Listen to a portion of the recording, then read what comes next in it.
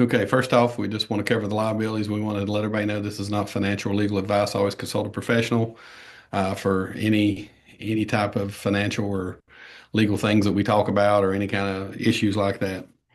Um, the next hour is going to be pretty special. I mean, we got a guy here that is a landman. Um, he's been around the business for a while. Uh, he kind of moved into the mobile home land space, and we felt like it was going to be a really, really good show to bring him on. And, it's the type of space where it doesn't take an exorbitant amount of money to get started in the land space or the land mobile home space. So I think over the next hour, it's going to fly by. He's got some great information. And, as always, when we do these shows, we try to bring people on that we feel and we know that is going to give you the right information. There's so much misinformation out there on the internet today from so-called gurus, and if you've been around the business for a while, you can listen to them for a little bit and go, no, no, that's not right. So they're not telling people the right thing. So without further ado, I want to introduce you to Brent Bowers. And Brent, go ahead and kind of give us your background and tell us how you got started, where you come from, and all that good stuff. Woo-wee, I appreciate that so much, David Dean, Travis Goodwin. I've known you for a while now. I love what you're up to and everything you're accomplishing. And yeah, thanks for having me. What a great looking group here. Looks like a bunch of smart, sophisticated real estate investors. Guys, I don't know what the rules are on this. This is the first time I ever came here. Have been on this show. But feel free to unmute, ask questions. You won't interrupt me. You'll help me. You'll give me a chance to take a little bit of a breath or a sip of water. You can put it in the chat, however you feel comfortable. Feel free to stop me. If I say something wrong or mispronounce something, feel free to say that as well.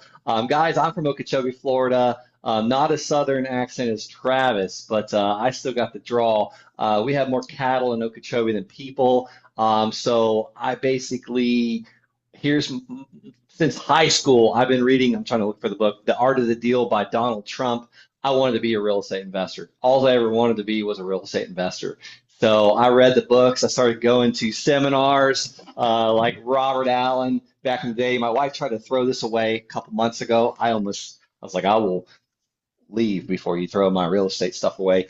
Because here's the thing, like I cherish this. I finally met this guy too, by the way.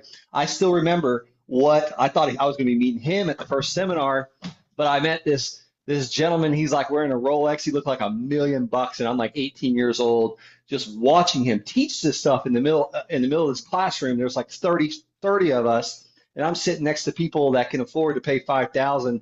I felt like I was hiding something because I put the 5,000 on my credit card that maxed it out, and I don't think I paid that thing off for like 6 years or so. But felt like I was like wearing a mask. I wasn't supposed to be in that room, but I was like, one day I'm going to be that guy teaching this stuff. I don't have a Rolex still. I don't really care about that, but I love talking to people to get them started in real estate. Now I'm a little jaded. I think land is the cheapest, fastest, most affordable, easiest way to get started in real estate. But I didn't start there. I wish I would have. I started in 2007, got my real estate license, bought that first rental property, and I quit in 2009, like uh, like a little baby. I put my tail between my legs, and I thought I could find an easier path because I couldn't pay my bills. Me and my wife and my dog moved into my in-laws 900 square foot house with her parents and her baby sister, and it sucked. So I joined the army. And that sucked even more. And then 2013, I got back started in real estate again when I got back from Afghanistan and Europe. 2015, I would say I finally started getting a little success. Finally. So I started in 2004, really started going to classes. So guys, give yourself a break. They didn't have podcasts back then. They didn't have YouTube as much, or maybe they did. I just didn't know about it. But I think we have such an advantage now when you're just getting started because there's so many people out there just way smarter than me, sharing like Travis and David, just sharing this knowledge for free. So you don't have a freaking excuse. Like you can do anything in this world. Like one of my lenders was just asking me what they needed, how they need to file the interest I paid them on their taxes. I just chat GPT'd it. I was crying to David and Travis on here right before we jumped on about I'm having to go all the way back to 2021 for my taxes. It's a mess. Guys, start early, start planning early, keep an Excel spreadsheet of everything you do, every deal you do, separate it because you don't want to be like me many years later having to show all this stuff. I'm not being audited, thank God. Um, but here's what I'm getting at. Like I had to download transactions from one of my rental properties. It was actually an Airbnb that I've had since 2020 going. No, 2019. They needed transactions from 2021 all the way to current. I downloaded it from the bank and then I had ChatGPT classify every single I mean, golly, like I would have shot myself in the foot if I had to go through 1,000 transactions by myself doing that. So we have so many tools today. We have no excuses on how we can better our businesses, how to become AI first real estate investors. But that's my background. I'd love to answer any questions. My passion is buying and selling land. I love to flip vacant land. I love to buy land and then sell it to someone on seller financing. I don't care how many years. I love the 30-year model because the banks have figured it out. Because the first 10 years is pretty much all interest on a 30-year mortgage. And I love 12%. Do I always get it? No. But what I do is I buy a piece of land for say five, 10, $15,000 and I sell it for more. I sell it for what it's worth. So if I buy a piece of land for 15,000, I generally want to sell it for 30 to 45,000. And I love to get that about a $15,000 down payment so I get my money back out of the deal and then have a 30-year mortgage for $30,000 at 12% interest. Because when they pay that thing for 6.5, 7 years, the balance just goes down a couple thousand. And then they're ready to build in about 7 years or 5 years, or they sell it and they still owe you $26,987. And it's just like printing money, guys. This is why the banks are the biggest, prettiest buildings in every city and every state. That's really how I started, but I started even more meager than that. I started with like $300 properties, $400 properties, $500 properties, and I had no confidence in these properties because they weren't buildable, they were not accessible, they were landlocked, and I didn't have the confidence to sell them for cash. I didn't think anybody walked around with $5,000, $10,000 cash because back then I made 4 grand a month as a lieutenant in the military with almost 8 years of service. I was broke. And I was like, man, maybe I just sell these for a couple $100 a month or $400 a month or 500 a month. Well, I started stacking these things. I sell them on Craigslist. I sell them on Facebook. I put signs out. I get called by the county and the code enforcement. They'd be so mad at me about my signs. I didn't care. I was making money. I basically got to about 12,000 a month in 2018, and I got out of the Army. Thank God, because I was preparing for my third combat deployment. Had 2 babies at home, and then I had a $55,000 a month in May 2018. I was like, thank you God. I made the right decision by getting out of the military. I had basically gotten a piece of land under contract and sold that contract. We call that wholesaling now. It's the same thing with land. I just sold my contract to a cash buyer buying lots in that area. It was a duplex lot. And I started, that was the day I was like, okay, I'm going to do bigger deals now. And then I did a bunch of those and I started buying $200,000 parcels of land. And then eventually I started buying $1.2 million parcels of land. And then about a year ago, my land business started slowing down and I started getting a little bored because you do 300 plus land transactions. It's like it's another land deal. And then you make mistakes. You're like, oh, you just look at the numbers, you make mistakes, you don't call the county, see if it's buildable, and you make like a $150,000 mistake. Like those things happen. You always want to stick to the basics, basics, basics. And it gets boring because the boring stuff makes us money. But that pushed me about 18 months ago when I used to be able to sell a land deal in less than 30 days. It started taking like 2 months. Still not a bad deal. Still making money. We're still subdividing land. We're still selling land. But I started putting mobile homes, brand new mobile homes. You can see my website, sliceoflifehomes.com. We started putting brand new mobile homes on our land. And we're getting these mobile homes directly from the manufacturer. And we're getting them at cost, basically. And these parcels of land was where I had this land and it wasn't selling. And if I was selling, I was basically break even. But I put a brand new mobile home on it and put the well and the septic and electricity. Now I'm making over $50,000 net profit on land I couldn't sell. So about 18 months ago, I started just going crazy with this. I think I have six of these going right now. I have a little over $1 million out in just land and mobile homes. And then I'm closing on three in the next 3 weeks where I have a brand new mobile home on a piece of land, um, and they're moving. So I'm up to selling about three a month. That's what I'm averaging right now.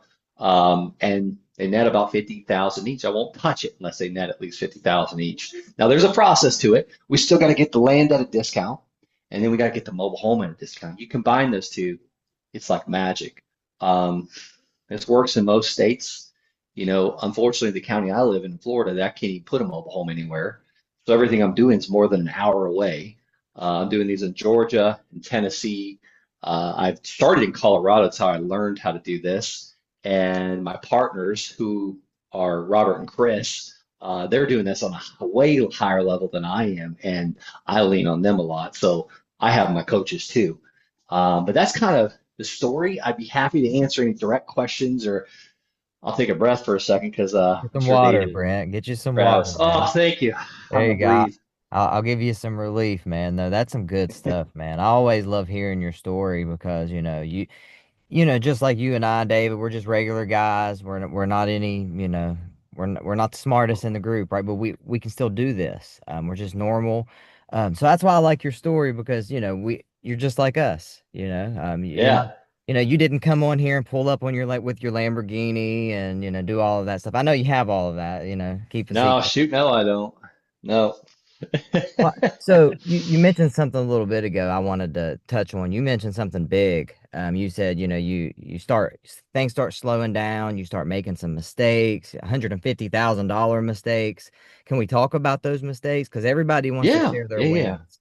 Oh my gosh, yeah, that's true. We should just start a podcast of like blooper, failure, ridiculous, stupid moments. Yes, so I bought a piece of land from a wholesaler about 2 years ago. Lots were selling for 55,000 an acre in this area of Florida. I was paying 23,000 an acre for 4 acres. So I was like, that's a home run. Well, I bought them and then we put them for sale. We had a massive amount of traffic. I'm like, I'm brilliant. Like, I'm going to sell these things and make a quick, $100,000 net profit. This is the easiest money I've ever done. And I actually interviewed that wholesaler on Wholesaling Inc. I was like, dude, how much money did you make on this? He's like, $77,000 net profit. And I was like, oh, dadgum. And then the property is sitting like 3 months. I called a realtor. I said, what is going on? He's like, I don't know, man. We get all these calls and people just disappear. So I called my office manager. I said, call the county. Let's build houses on this thing. We'll build four of them. And I was like, I'll just do it. And she goes, Brandon, it's not buildable. I'm like, what are you talking about? So I call the county. They're like, yeah, you got to put asphalt roads in. Developer, this was done in the 60s. They got away with it. I was like, what? Everybody's on dirt roads out here. What are you talking about? Asphalt roads. Because I had two easements, ingresses and egresses. And I was so adamant on getting title insurance and being able to legally use those. Well, no one called the county to make sure we can get building permits. So I put in like, if I have to put in $1 million of asphalt to build four houses, makes no sense financially.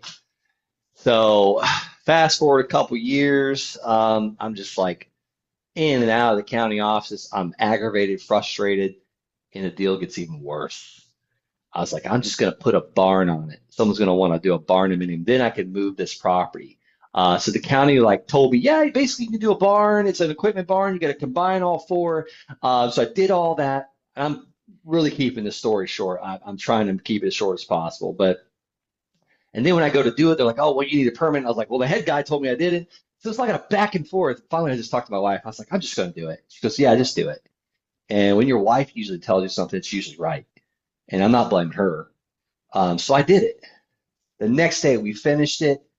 I got the freaking county code enforcement calling me and environmental protection agency calling me.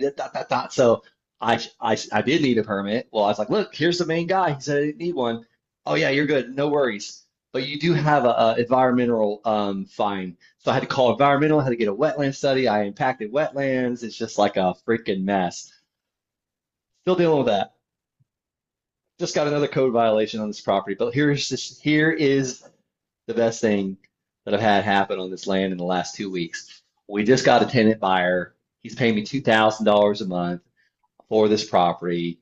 He's going to park his RV in there. He's going to park his lawn equipment trailer for exactly what I knew someone would want. And I mean, I built a 2,000 square foot barn, 20-foot ceiling, 16-foot roll up doors. So I built it right at least. So all that to say, gosh dang, if I would have just checked with the county, like I wouldn't have had that amazing story. It's a very long story. I left a lot of it out. I can't even tell you. I actually buried equipment, getting it back there, putting that barn in. Cost me $500 just to pull a scissor lift out of the ground. What a mess. That sounds like it, man. So that was just a due diligence thing, right? One mistake. So what have you done since then? Like, what is your due diligence process like when you're buying land? Yeah. Well, I follow what I've been giving people, and I took it as such a punch in the throat because I'm teaching people how to do this, and I'm out here screwing it up. So I give people a due diligence checklist. It's my land buying roadmap. If they go to the landsharks.com/DD as in due diligence, one of the items on there is call the county and see if it's buildable. So we don't just call them now, we apply for the permit. So if I'm going to put a brand new mobile home on it, first thing I do, I request my survey, I request my site plan, I go ahead and apply for a permit because I want to know before I spend that money on a piece of land. And oh well, what do you spend all that money on a survey? Most of the time they don't charge you until they actually do the survey. Also, the survey's like 5 weeks out most of the time. So if my due diligence is 4 weeks, my survey's happening like the day I'm closing or the day after I'm closing. And usually, if I can't get a permit, I'll know within a few weeks after we pay for a permit with the county. So that's usually happens there to due diligence. So little things like that, just little extra steps and slowing down. I don't care how fast the seller wants to move. I move as fast as we're comfortable to move. Well, Brent, I really need to sell quickly. Like I gotta sell today. Like if you don't move forward on this now, then you're gonna lose the deal. What do you gotta say, man? Oh, Travis, man, I feel your pain. I'm so sorry, man. I know it's tough. Um, let me just ask you if you can't get your money, if you don't get your money until February 28th, roughly about 30 days from now, I mean, what's going to happen? I haven't really thought about that. Oh, I need a decision now. That's period. Oh, Like what you're due talking. diligence do you need to know? I've told you everything, Yes, man. I'm being sir. honest with you. Yes, sir. Oh, yeah. I am so happy to be working with a man of your stature. I appreciate that. And you have told me everything. Everything you said has worked out. Only thing I'm waiting on is my surveyor to get out there. I also have to do a percolation test to make sure the water actually drains in the ground because if it doesn't, oh boy, I'll be up, you know what kind of creek without a paddle. I'm also waiting on the county to provide me that building permit because I bought stuff in the past. And boy, I got stuck with it. They wouldn't even issue a building permit. And I know everything you say is true, but unfortunately, we've been so burnt in the past. I mean, you're talking to the buyer. I might be able to speed this thing up a few days. Like maybe I can close in 3.5 weeks. Would that help you at all? Yeah, that I appreciate that. That makes more sense. I've had a lot of people waste my time, call me about this piece of land. So you're serious if you can move forward in the next 3 weeks. Yeah, I'm pretty sure I can move forward in the next 3.5 weeks. It'd probably be about 3.5 weeks. It's hard getting these county officials to move quickly. Um, I'll tell you what, you know, I'm just kind of thinking on my toes here. I mean, Travis, I hear your pain. I know that you got to close quickly.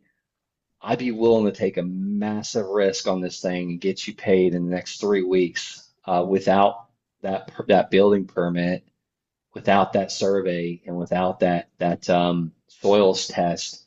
But boy, I need something on your end. Would you be open to discussing that? Good stuff, man. Do you get a lot of seller? Good job. Do you've done this a lot. Do you get a lot of pushback for this due diligence period with the land? No, I don't. I have before, but it's not a lot. It was worse when I was in the house business. Um, but people kind of understand it with land. I feel like these sellers do understand it because here's the thing, they haven't built on it themselves because they're not willing to do all the crap that I got to do to build on this property. Even if I'm not going to build on it, we still do that stuff because someone's going to build on it eventually. You mentioned earlier that when you first started, you were dealing with a lot of pieces of land that nobody wanted, landlocked, middle of the desert type stuff. Are there places where you shouldn't invest in land or spend your time? Any certain markets that you know of? No, I think there's a so I had a hard time selling desert land in the beginning. About 127 parcels out in Apache, Arizona. I had the hardest time selling it the first couple months because I'm from Florida. We have trees, we have water. You guys have mountains and trees in your background. There's like nothing. This thing's like desolate. I was like, who the heck would want this crap? And I would sell it and I would get seller financing, I'd get a down payment, and I'd be afraid to call them a month later just to check and see how they like the land. Because I was like, oh my God, they're going to want a refund. These people were so happy. There's literally a land buyer, there's a buyer for every piece of land, and people want to own US land, American land, even if they're not Americans. They want to own a piece of America. And how much more American can you be when you own American land? So I don't have an answer for you, Travis. I have never not been able to sell any parcel of land. I like that. I ask because here in West Virginia, I pull a land list and it's like everything's mountainside and landlocked. Like I'm like, oh man, if I send out a marketing like a mailers to everybody who owns land, I'm getting a lot of land I feel isn't worth my time. I mean, maybe I'm wrong. I'm just trying to get your perspective. Yeah, no, that's a little harder. The stuff on the side of a mountain, the landlocked stuff. The reason why I've been able to sell landlocked is usually to the neighbors, or it was for hunting, like Colorado. You can't legally lock someone in or out of their land. You have to somewhat, there's got to be a way for them to get some type of legal access to it. Now, it takes attorneys, it takes money. So there's people out there that are willing to go to bat and figure that out. I've never personally done that myself. That's not what I want to do. Um, but I have sold a lot of that landlocked land to people that just wanted to own some land. It's always easier to sell it to the neighbors because I've never met anybody that owned a property that didn't want to own the land next to them. And a lot of times they're using it already. Like, oh, I park my, trucks and this and that, my trailers, my lawn equipment, all that stuff on there. Um, so who's the perfect buyer for that? That person is already using it because they think it's theirs. Oh, I didn't know who owned it. I've been trying to buy this for years. Awesome. I own it and I'd be happy to sell it to you. Do you need me to would you need to make payments or you got all cash? So it's the same price anyways. David, you got any questions? You've been quiet over there, man. No, man, he's talking my language. I mean, I've done a lot of land deals like that, done a lot of seller finance type deals. So it's a I've seller financed a lot of houses, and I've done some land, quite a bit of land, and land I always like to do the financing on the land better because it was easier to sell them, and it's harder to mess that land up than it is a home of some sort or whatever. And, I always said, you buy the landlocked, you buy the little lot here or there. I always ended up selling it to a neighbor, particularly when I Yeah. offered terms on it. The neighbors are in. So, that's a good point there. And these are the type of deals that anybody can do in any market. It doesn't take a lot of money. A lot of these pieces of land are landlocked. They're too small to put maybe a single wide on or do anything with. But still yet, a neighbor is going to want that piece of land if you offer terms on it. I'll guarantee it. Somebody in the neighborhood's going to want it. You just got to go out and Yeah. knock on a few doors. Yeah, or send them a letter or look up their phone number, skip trace it, get their email. Because if someone finds out that you're about to cut the trees down or build something right to where you could see them on their back porch when they're out there with their wife or their husband and their hot tub on a Friday night, like they'll pay good money for that kind of stuff. Well, some people pay good money to let them you see that, but I mean that's not yeah, it's not what I'm going for. I'm trying to sell them the land so they can keep that privacy, keep those trees. Funny story, we actually just sold a brand new, just sold the second one. So we bought two parcels of land in Georgia, 209 and 201. Well, we built a brand new mobile home on 201 and we bought those parcels for 12,000 a piece. Paid full retail, guys. I paid cash money. I didn't even need a loan for that $12,000. I'm just kidding, but I actually did borrow that money from a private lender.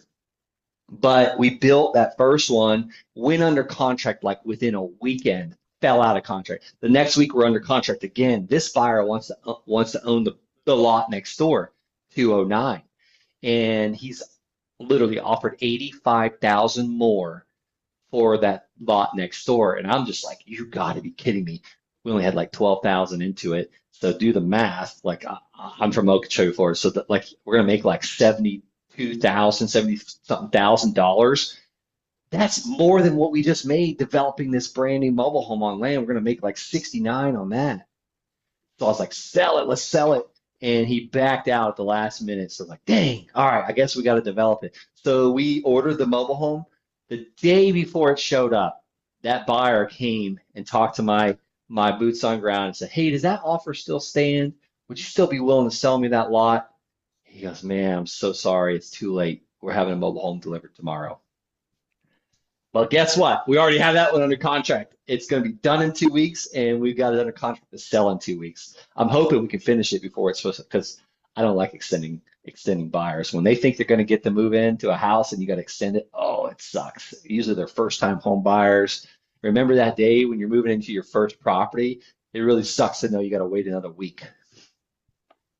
How how are you finding these deals right now? Are you still doing the LOLs, the letters? Yeah, yeah, buddy. Land offer letters with the Land Sharks method. So I figure out the areas where I want to buy and sell in. I usually my some of my most profitable land deals have been where the county or the city allows you to put mobile homes anyways.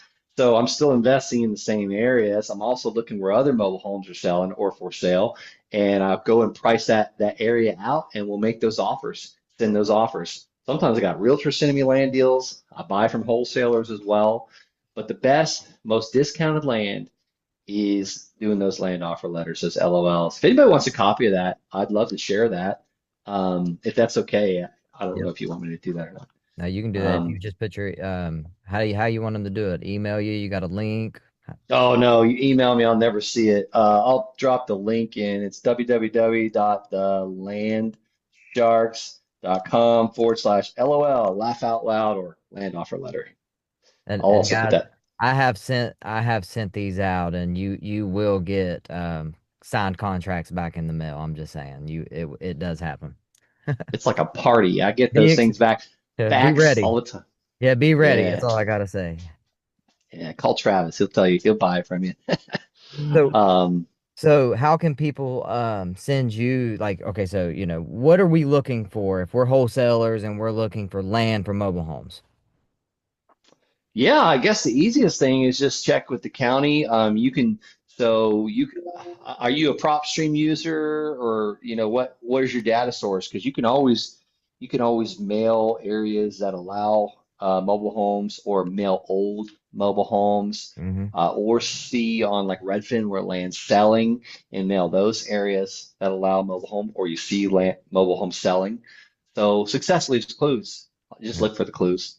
So that's the biggest thing. As long as it's, the city, the town, the place says, hey, mobile homes can exist here. That's really it. What about flood zones? Are you guys staying away from flood zones? Man, come on. The mobile homes are sitting like 5 foot off the Oh ground. yeah, Like we could yeah, put these things in yeah. Louisiana. I'm just kidding. Yeah, no, that's a good question. I always go for flood zone X. in Florida. Like that means that I don't need flood insurance. So that's a big thing. Um, we got a beautiful lot too, by the way. That's flood zone A. A beautiful lot, but it's so high and dry. So I'm praying that my buyer doesn't need a flood insurance policy. But we're building a little bit bigger mobile home, so we should have a buyer with a little bit deeper pockets. But you got to be careful about that. If you're working with a first-time home buyer that's going to get an FHA mortgage, now they got to pay $750 a year for a flood insurance policy. That could break the bank for them. So be careful. No, understand that before you buy any properties in flood zones to build on.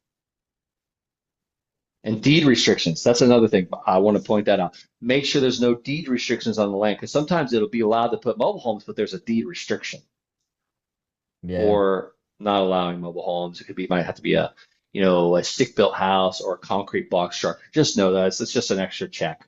And also, But God, that's, in certain areas you have to check like endangered species, right? Like if there's turtles on your like I've yep, heard that story before. Have you ever dealt with that? Like, yep, yep. Turtles are out there, the birds, the green indigo snakes. Yeah, you got to know those things. Yeah, what it's good happens? to get what's that? What happens? What happens if I'm going to buy a property and there's some endangered turtle on it? What do I do? Yeah, you got to call that environmental protection agency in that area. Sometimes you have to hire an environmentalist to see either to relocate them or pay for credits.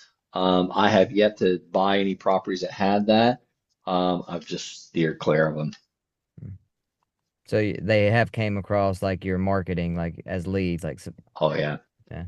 yeah. And how do you figure those out? Like you want to call a land specialist realtor, like a realtor that's selling in that area. Because I'm like, hey, are there any like endangered species, like any bald eagles or the owl or the indigo snake? Like, what do you guys have here? Is there anything I gotta look out for? Oh yeah, yeah, I gotta be careful. We got this weird tarantula. So how do I figure out if they're there?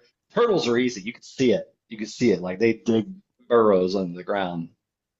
Like these could be deal killers for people. That's why I'm bringing it up. Everybody always talks about like how can I They protect sure myself in a can. deal? This can be the big deal killers, turtles, guys. Yeah. Um, Yeah, turtles. And I think there's so many people out there that never do a deal because they're always trying to figure out the protection and I remember when I was learning real estate, it was all about the clauses, subject to and or not it was like partners, approval, blah, blah, blah, all these contingencies.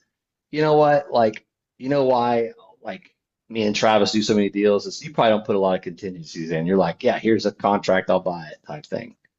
And that's what these sellers want. yeah, I don't know. Sometimes I do a lot of deals with David, man. David's been in this business so long. There's usually some contingencies along the way. I don't know. All right. Uh, Well, David's got some battle wounds. That's probably why. I probably need to hang out with David more often. He probably tell me some stuff not to do. That's why I hang out with Bill Rafter. He's got a lot of gray hair. oh gosh, Bill's great. Yeah, Bill's one of the greatest people, man. He's a connector. yeah. I've stepped in all the traps, all the bear traps and stuff Oof. through the years for sure. All Yeah, some kinds of of that stuff crazy. you can't wash off your boots either, you No, know? man. No, it definitely leaves a scar every little bit. So, Yeah, So yeah. but let me ask you in Florida, I'm just curious. In West Virginia, we run into that flood, the different flood zones a lot. And we used to do a lot of this. Can you do elevation certificates and stuff in Florida and get your property out of it as you can here? We can build the ground up, the dirt, yes. I think it's the same thing as an elevation certificate. Yeah. So yeah, one area we just brought in 33 loads of dirt, even though it was flood zone X. We got to be like 18 inches above the crown of the road, which is real easy on a mobile home because again, they're like sitting like 4 or 5 foot up anyways. Hmm. So I don't like them to be like super skyscrapers either, but Yeah. sometimes you got to. So Yeah. yes. Yeah. Okay. I know Florida is a lot of it's at sea level or pretty close to it. Oh, it's a But swamp. Yeah, we're under. yeah, yeah. It's amazing in West Virginia, and it's a little piece of history. And I don't know if it's this way in other states, but if number one, I always tell Travis when he's out looking at properties, I'm like, oh, house is under the road. House is under the road. We got a problem. There's going to be a problem with Hmm. the house. There's going to be a water problem. There's going to be, if it's got a basement, there's a problem. There's always a problem if houses are under roads, period, Yeah. whether you know it Yeah. or not. But number two, in most of West Virginia, if the property or the home itself is at or above the railroad tracks, and in West Virginia, we're kind of everything's kind of tight like this, and the tracks kind of run through the middle of everything, and so the engineers for the railroad back when they built the railroad, I guess late 1800s, had enough foresight that they built the railroad at a 300-year flood elevation. And so Nice. that was always a good rule of thumb for us here in West Virginia is, turn around if you could find the railroad or if it was close by, kind of get an eyeball and you knew if you were out of the flood zone pretty much just by even looking at it. So, but it was just amazing that those guys that engineered that railroad way back then, you know, knew that. And it Yeah. still holds true to this day. They didn't How have Chat often do you see GPT. like in southern West Virginia, you will rarely see a railroad track be flooded, water over, Never. so Never seen water over railroad tracks. yeah, yeah.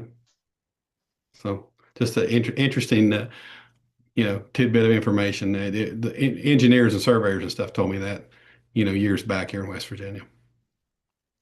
Wow. That's interesting. I just learned something new right there. Oh, Yeah. he's full of it, man. Like, anytime I bring him out to a house and we're looking at a house, he points out things I never would have noticed ever. There's no way. I'm focused on the person. When I'm looking at a house, I'm focused on the person. I'm trying to get to know them, building rapport. I'm looking at things. I'm pointing things out, but David will come in and just put me into a whole nother world, man, with his experience. That's why it's important to be around guys like David and Brent. Like, at one time, I did not know anything about land, so I was like, Brent, teach me, teach me your ways. So Brent's definitely somebody to come to if you have questions about land. He'll take time to talk with you. You don't ask him a million questions in text messages. Get on a call with him. But does anybody have any questions for him while you're here? Like while he's here, it's okay if, I know Ben usually has a lot of questions. It's okay if you don't. Thomas, like, I know, I seen, no, he's not in here no more. Jared's on here. Does This anybody have any land, questions? this land is such a great way to make money, and we've talked about it before. If you don't have a lot of money to spend and you don't have lists, you don't have CRMs, you don't have that, all you got to do is get out and drive around. And you find those lots that has grown up and check county tax records. Talk to a neighbor. You find lots that are maybe not big enough for a mobile home, lots with nothing on it, lots that's piled up with junk. Find out who they are. Reach out to them. You can buy these properties really cheap. And then as soon as you buy them, try to clean them up a little bit and go straight back to the neighbors and offer terms on it. Offer to sell it for cash or terms and make money. It's really almost that easy with land. And what we find with land too is there's not a lot of emotional attachment to land.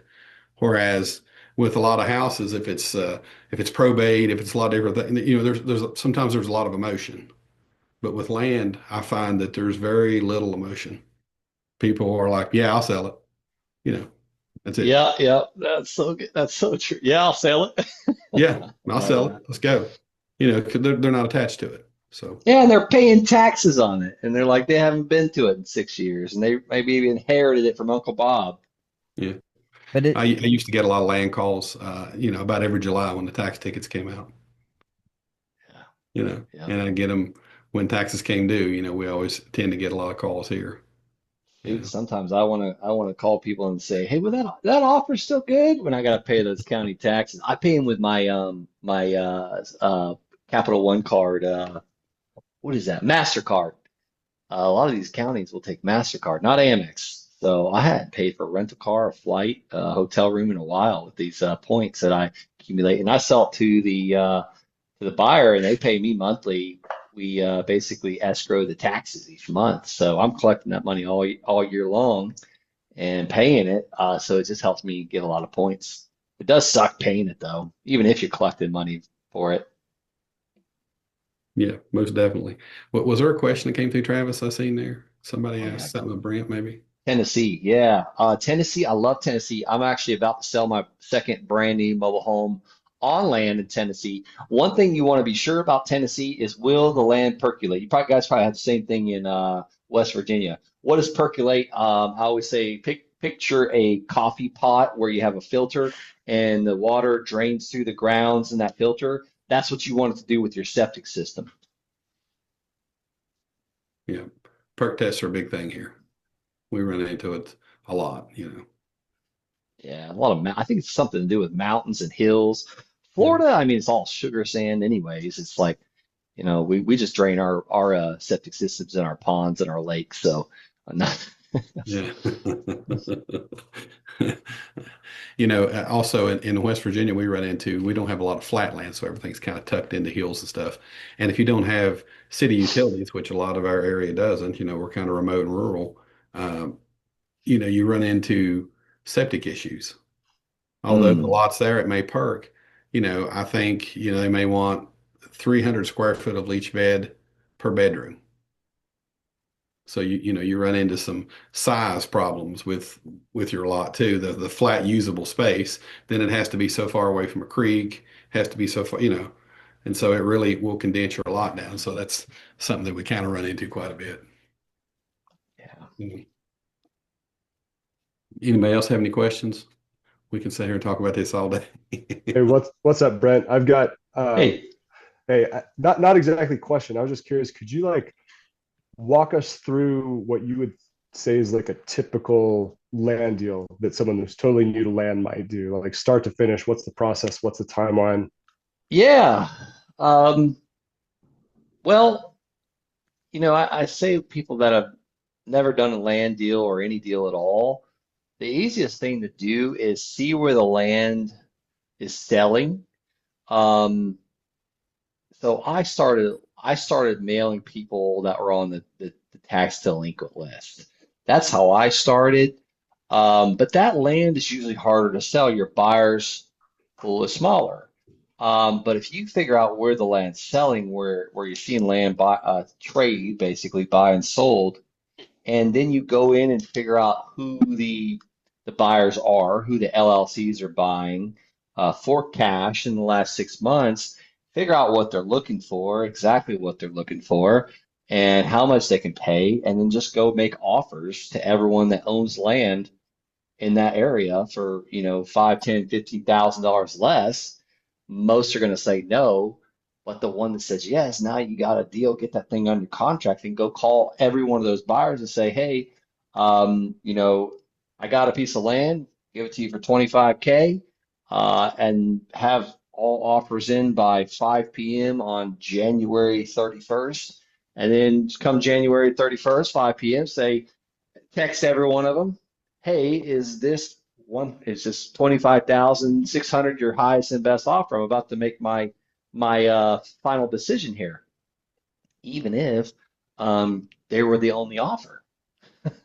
And here's the replies that you'll get back is yes, no, where do I need to be? And I never tell them where they need to be. I say I want to be fair to everyone.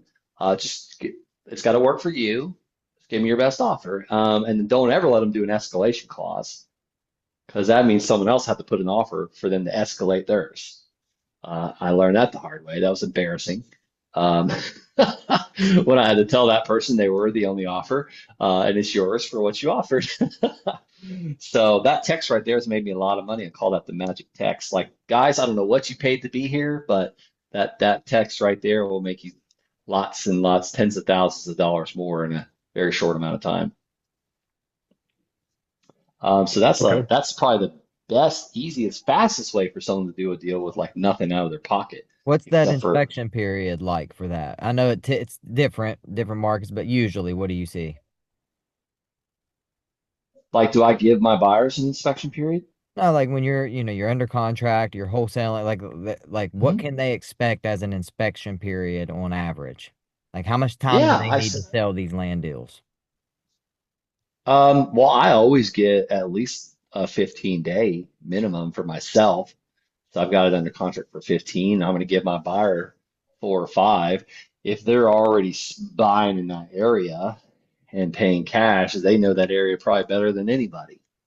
So they can usually make a decision pretty quickly. And if I see that they're buying them for 25,000 all day long, I'm selling mine for 22,000 to them. They're getting a deal, so they're kind of willing to, speed it up a little bit as well. Do you see much difference in your buyer pool when you're like wholesaling to a cash buyer versus actually closing on the land yourself and then seller financing it? Oh my gosh, yeah. You just hit like two bells right there. Well, where's that Victor bell? So the one selling to retail buyers, two that seller financing, that's extra money on both of those. So cash buyers, what do cash buyers want? What do investors want? We want discounts. I hate selling to those people. I like buying it and putting it on the market with a land sales specialist real estate agent and selling it to a retail buyer, a person that's going to buy one piece of land in their entire life and build their dream home on it. Those guys get emotional and they pay more. So that buyer is paying like 30,000, 32,000. And if I'm seller financing it to them, I'm getting a decent down payment and then I'm making interest, a lot of it. And that's almost like two cherries on top. If A you're lot of doing that kind people, of a yeah, if you're doing that kind of a deal, obviously if you're going to do this at scale, you're probably going to need to find lenders. Do you have any trouble finding lenders to um, buy land that you're then going to turn around and seller finance to an end buyer? And how are you structuring those deals with your lenders? Is it something where you try and get them paid off in 5 years, but then you've got this 30-year loan on the land? yeah, that Okay. right there, yes. Um, so sometimes the sellers are my lenders.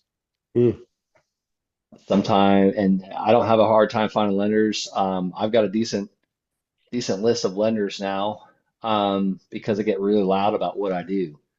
You guys want to see an example how I find lenders? Hey guys, I yeah. just told you my entire land business. Like, there's a lot of work involved in this. Maybe you don't want to start your own land business or start developing land. Maybe you just want to join me, someone that's already doing this. I learned a lot of mistakes. Maybe you have some capital sitting around. Maybe it's sitting in a bank account doing nothing, or you have to eat Rolaids every night because you're watching the stock market, or maybe you got an IRA or a self-directed IRA or some sort, and you want to make a better return on investment. Generally, I pay at least 8%, sometimes 12. So if you got some capital sitting on the sidelines, reach out to me. My number is 863-801-6959. Or you can check me out on YouTube. You can see all the videos I make, and I talk about what I'm doing if you want to kind of further investigate it. So what I do is I try and match the deal to my borrower. I always ask three questions. How much money do you have? What kind of interest rate would put a smile on your face? And three, how long do you want that money working for you? So I put that on my Excel spreadsheet. And when I have a deal that matches them, I try and marry them to it. I did a Awesome. land I did a land deal in Colorado. Um, it was a piece of land. The seller's son wanted to buy it, but the seller needed cash. So I got a $40,000 loan from father-in-law for 9% interest. And I have a 5-year amortization schedule with my father-in-law. So I pay him about $800 a month. Well, my buyer, I gave him an $85,000 loan. So he gave me 5,000 down. So mom got her 40. She went on a cruise or something like that. Son bought me the land from me for 5,000 down, and he's got a 13 and a half year mortgage at 12% interest. So he pays me like, I don't know, it's like $967 a month. So not a lot. I keep like $116 a month in the spread. So not a lot. It's like having a rental property that I'll never have to fix ever. But in 5 years, which I got maybe, I don't know, 2 years left, it'll completely pay for it, and I'll keep the whole 947 a month. If he carries out the entire term of 13 and a half years, I'm well over going to be netting well over 100 grand on that one deal with none of my own money. How did my father-in-law know what I was doing? Like, he was always asking me questions. I was like, I didn't think he had a penny to his name. He's always asking me questions about my business, and it's my father-in-law, so of course I'm going to tell him.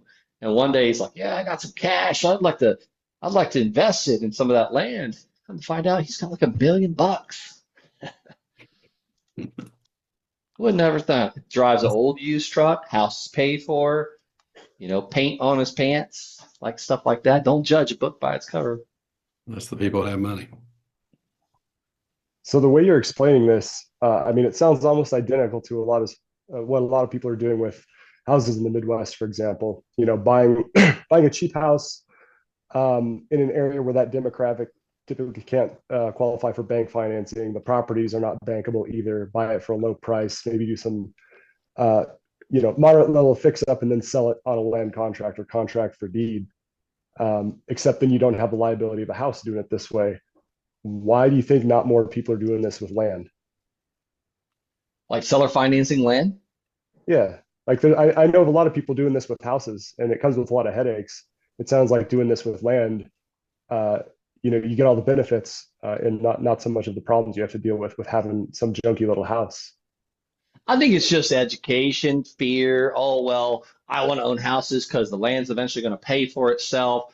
I mean, we actually get more IRS incentives for land as long as it's not um, how do I say improved. So with a house, if I do this, I actually got to pay that unrealized gain. So if I'm going to get gain like $30,000 on the seller finance, I actually got to pay that gain that year. But land, we fill out what's called an installment sale template with the IRS. So I have to fill out one of those for every time I do a seller finance note. So that's a little kind of a pain in the butt. But my bookkeeper takes care of that, and I only pay taxes on what I actually collected. So I don't know why more people are not doing it with land. I think it's because most people, just like me, where I grew up, in a cattle town, you either had to be a rancher, rich, or a dairy farmer to own land. I was none of those.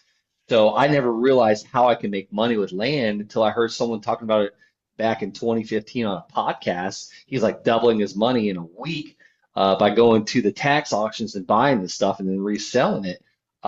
So I think more people just don't understand that you can make money without any structure on it whatsoever. You mentioned you were doing some deals up in Colorado. I live in Fort Collins. Oh, nice. Yeah, you think this is a good area for it? Oh, do I think? Absolutely. Yeah, look where the land's selling. I started in Colorado Springs. Yeah, I think I heard you say that. That's awesome.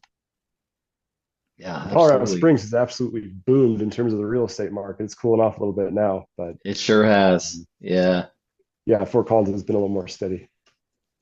yeah. Yep, pretty out there. I miss Colorado, that's for sure. Brent, I wanted to ask you too. Let's say you buy a property for $20,000 and you're going to sell it, let's say for 35. What do you ask as a down payment? What are you trying to get? And how fast are you trying to recoup your Yeah. underlying investment? Because I'm just curious. Now I don't care what I get. I always put seller will finance, will financing available. I put it everywhere. And I don't want to pigeonhole anybody. So I say, hey, what's the most you can put down? If you put more down, I can lower the interest rate. So I'll get anything I can because I want to get that property producing income as fast as possible. And I'm advertising it before I even own it. Yeah. So I don't have an answer. I'll take Okay. anything I can get. I've tried to do that before where it's like, I need 50% down. That kind of makes a parcel of land sit longer. And another thing people ask, well, land just sits on the market for so long. Yes, it does, because those people are asking more than what it's worth. They're not offering financing. So if I'm the cheapest thing on the market, which is what I want to be, I always try and market mine for. Now, when I go to buy something, I can see the comps are all day long at 45,000 each. Well, if there's one on the market for 36,000, that means I got to wait for that one to sell before mine's going to sell. So I'm going to be doing my numbers at 35,000 because I want to be on the market and off the market as quick as possible. So when a buyer's like, I'm looking for an acre of land in Nevada, all these are selling for 45. Brent's offered his for 30, or this guy's off asking 35,000, and he'll do financing. Oh boy, this is the one we're buying. It's not, oh, this one's got a pool, this one's got granite. Oh, this is land, that's land. This guy's offering financing and he's cheaper. What's the catch? Right. Yeah, you kind of, I've done a lot of financing on houses and properties and different things through the years. And what I've learned is I used to quote a down payment, and now I've learned sometimes people got a lot more money to put down than what I'm asking. Yes. So Oh I done a gosh. house. I wanted 5,000, 10,000 down, and I had like 20,000 in it, sell it for 45 or 50. And the lady said, well, do you care if I put 20 down? I'm like, Oh hey. no, that's a little bit more than I wanted to take, but So, uh, sometimes people have a lot of money down, and you're asking for 3,000, so yeah. So I would have that conversation. Hey, David, thanks for calling on my land. Are you looking for, are you wanting to pay all cash or did you need financing? And well, yeah, I want to do financing. Awesome. What's a comfortable down payment and comfortable monthly payment? First, I don't ask them both at the same time. What's a comfortable down payment? Well, I got about 25 in an account, and I'm over here like, woo! But I yeah. mute myself sometimes because I got to be quiet. But and then I just say, well, say, okay, so say we agreed on 25 down. I guess what's a comfortable monthly payment? Because I don't care what the monthly payment is. If I got to go to 27 years or 29 years or 30 years to match your payment that you got to afford, and I got to lower the interest rate because you put a big down payment, then we'll figure it out. Like I'm not a bank. I have no one to answer to except for God and my wife. Right, right, When you're exactly. selling land, are there usury laws that you have to navigate, like there are for selling a single family home to an owner occupant? Yeah, you should know what the usury laws are in each state. There's a reason why I say under 12% because you're kind of safe Okay. everywhere. Also, you want to be very careful about predatory lending because a business lending to a private individual like Ben, I don't do balloon. A lot of guys will do Yeah. balloons like, I charge a 7-year balloon. I don't. I have no balloon payment. I have no prepayment penalty, none of that stuff because I want to make it as I don't ever want to go before a judge. I've only been one time. Hey, Thomas. He's waving his hand. I don't know if you're going to say something or not. I don't know if you're going to say something, Thomas, or not. I think he's just leaving. Um, I don't want to go before a judge. I have a happy customer guarantee. I've helped I've helped buyers that couldn't pay anymore. I've paused their payments. I've helped them sell it. I don't just take it back. The only time I take it back is when they do not communicate. I've had buyers go to prison. I've had buyers die. A lot of this land I get back. Okay. Sometimes people are just like, I don't want to buy it anymore. I've had a deal that I made over 100 grand on. Had to short sale it. Like they had to short me. The realtor got paid, buyer got some of his money back. We ended up helping him sell it. I still made money. Like he owed me like a 200 and something $1,000. Like he made a 25 grand down payment. I think I wrote it down to 184. I was happy. Like he got about 2 months behind and was no longer going to develop it. I was like, well, hey, what have we got to do to make it work for you? He was trying to sell it for like 6 or 8 months at like 100,000 over what he paid for it. And I was like, brother, what you paid me for this land is what it's worth. You're not going to get 100,000 over unless you just run into someone stupid. So finally, he lowered the price and got an offer really quick. So it happens. There's all like it's just people dealing with people. You're not going to make money on all of them. So Do you how have to often, oh, sorry, go ahead, Ben. no, go ahead, I Jared. was I going think to you were say, going to how wrap it up. often are you selling to the neighbors? Like, is that 50% of the time, would you say, like, or the surrounding people? Are As they like often as possible. No. is that like your first Um, go-to or? yeah, it does work out about, I don't know if it's 50% in my case. It just depends because I would say about 2 out of 10. So what's that, Okay. 20%? I just sold a 20-acre parcel to a gentleman that owns 600 connecting to it. I was like, I never would have expected the guy that has 600 acres to want this 20-acre parcel. Made $100,000 on that one too. But boy, I almost made a mistake. I assigned that contract. I should have double closed because the seller was like, "Who is this guy?" And I was like, "Oh my God, it's a neighbor feud. She's gonna cancel the contract on me." And thank God, this is guys. This is why you want to deal with investor-friendly title agents. Agents that know how to work with investors. My title agent solved that problem before I could even return the calls. She said, no, no, ma'am, we see this all the time. A lot of times that properties will just change LLC names. So this is totally legitimate. She thought we were scamming her. I'm thinking, oh my God, the neighbors hate each other. Ah, the deal's going to fall apart. I should have freaking double closed. I should have double closed. But my title agent saved it. I gave her $100 cash in a card and a gift certificate when I went down there and got my check from that one. But yeah, a lot of lessons learned in this business. Treat When it everyone very, very well. Sorry. When it is the neighbors, is it like, are they most times having to finance this property from you, or are they able to come up with the cash and buy it? Uh, There is so much money out there. Not everyone's got a finance. I wish everyone would take my 12% interest financing. I would be like one time I was up to 44,000 a month in payments. But no, a lot of people are just walking around with cash, lines of credit, and that's hard to believe if your bank account's like short, there's more month than money in the account. Guys, there is so much money out there. So much money. People are just like dripping with money. And you might think I'm just crazy by saying this. I'm telling you what, there is no shortage out there. There's so much abundance. There's leaves on the trees. I mean, there's all the animals in the forest and the sand on the beaches. There's a lot. God didn't think small when we created this. And same thing with money.